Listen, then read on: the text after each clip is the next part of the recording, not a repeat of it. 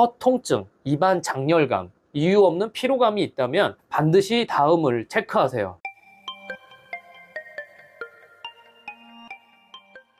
안녕하세요. 자율신경을 연구하고 치료하는 황상철 원장입니다. 여러분, 혀끝이 얼얼하고 입안이 고추장을 바른 것처럼 따가우신가요? 병원에서는 구내염도 아니고 진균도 없대요. 약도 열심히 먹고 있는데 이상하게도 낫지를 않아요. 혹시 지금 위염약, 특히 PPI 위산 억제제를 복용하고 계시진 않나요? 오늘 영상은 약 잘 먹고 있는데 왜 혀가 더 아플까? 그런 궁금증을 가진 분들께 반드시 도움이 될 이야기입니다. 먼저 위산 억제제가 문제가 될 수 있는 이유에 대해서 이야기하겠습니다. 위염이나 위장장애 진단을 받으면 위산 억제제 PPI를 처방을 받는 경우가 종종 있습니다. 그런데 알고 계셨나요? 실제로 많은 분들은 위염이나 속쓰림과 같은 증상이 나타날 때 위산이 너무 많아서가 아니라 오히려 위산이 부족해서 문제가 생기는 경우가 많습니다. 위산이 나와야 할 땐 안 나오고 반대로 음식을 먹지도 않았는데 위산이 올라와서 식도를 자극하는 이상한 상황,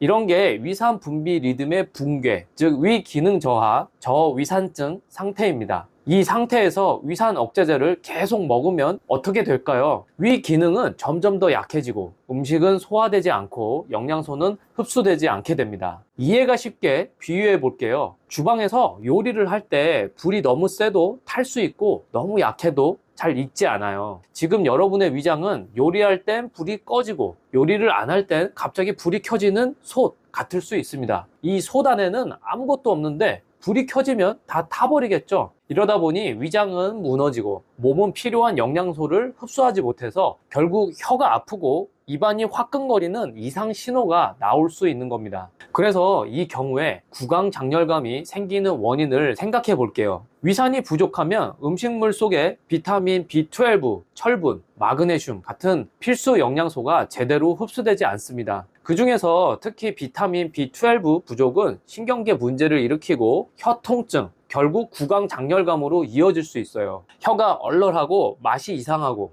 입안이 데인 것 같다면 몸 안에서 뭔가 심각하게 부족하다는 강력한 신호일 수 있습니다. 그리고 이건 연구로도 증명된 사실이에요. 2025년 미국 연구에서 여러 약물을 복용하는 노인들을 대상으로 6개월 이상 PPI 사용이 미량 영양소 상태에 미치는 영향을 조사했는데요. 12개월 동안 PPI를 사용한 결과 혈청 비타민 B2 수치가 12에서 18% 감소한 것으로 나타났습니다. 또 다른 2013년 연구에선 PPI가 철분, 마그네슘, 칼슘 흡수까지 방해한다고 보고하고 있습니다. 여기서 이런 현상이 나타나는 원리에 대해서 여러분이 꼭 아셔야 할 내용을 더 자세히 쉽게 설명드릴게요. 바로 위산 억제제인 PPI, 히스타민, 위산의 관계입니다. 위산은 히스타민의 자극으로 만들어져요. 그런데 위산 억제제 PPI는 히스타민과 상관없이 최종 분비 단계인 양성자 펌프를 차단합니다. 그런데 몸은 이렇게 착각해요. 위산이 왜 안 나와? 히스타민을 더 내보내자. 이렇게 히스타민 시스템이 과하게 작동하지만 위산은 안 나오고 거꾸로 위장 점막은 점점 더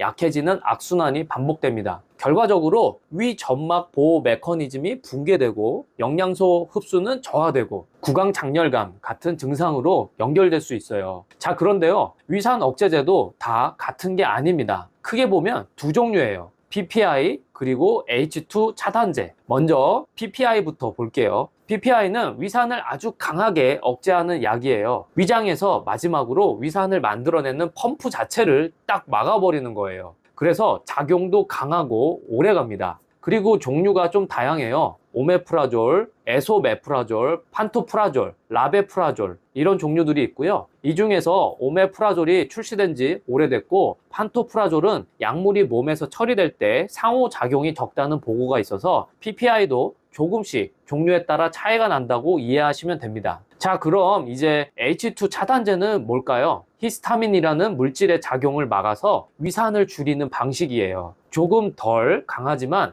위산이 너무 부족해질 걱정은 PPI보다 적습니다. 다만 옛날에 많이 쓰던 약들 중에 문제가 됐던 것도 있습니다. 시메티드는 남성 호르몬을 억제해서 가슴이 붓는다든지 그런 부작용이 보고됐고요. 라니티딘은 발암 물질이 검출돼서 전 세계에서 퇴출됐죠. 그래서 지금은 대부분 파모티딘을 써요. 효과는 중간 정도지만 짧게 쓰기에는 가장 안전하다고 보고되고 있습니다. 정리하면 이렇게 됩니다. 위가 너무 아플 땐 PPI가 효과가 더 세서 쓸 수 있습니다. 하지만 오래 먹으면 영양소 흡수가 잘 안 되고 위가 약해질 수 있어요. 속쓰림이나 위자극이 조금 있으신 분들은 H2 차단제, 특히 파모티딘 같은 약이 더 낫기도 합니다. 그래서 무조건 센 약이 좋은 게 아니에요. 내 위 상태에 맞는 약을 필요한 만큼만 쓰는 게 핵심입니다. 그래서 H2 차단제는 PPI보다는 위산 억제력이 약하지만 위산 부족을 유발할 가능성도 상대적으로 낮고 짧은 기간 사용에 적합합니다.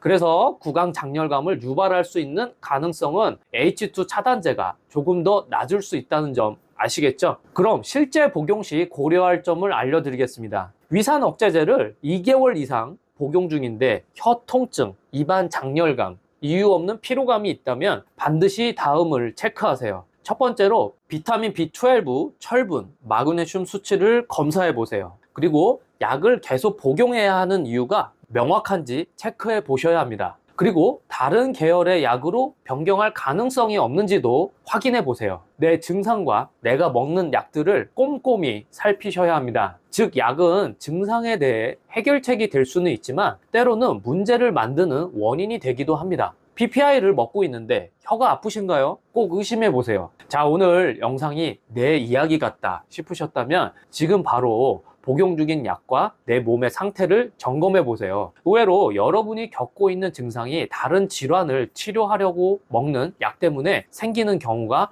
종종 있습니다. 그래서 위장이 안 좋아서 PPI를 먹다가 혀가 아파서 리보트리를 먹고 또 우울증이 와서 우울증 약을 먹고 잠이 안 와서 수면제를 또 먹고 약만 계속 추가되죠. 이렇게 하시면 매일 먹어야 될 약만 한 보따리가 됩니다. 절대로 이렇게 하지 마시고 원인이 되는 증상을 바로 잡아야 합니다. 아시겠죠? 오늘 내용이 도움이 되셨나요? 도움이 되셨다면 좋아요와 구독 부탁드리고요. 비슷한 증상 겪는 분이 있다면 꼭 공유해 주세요. 감사합니다.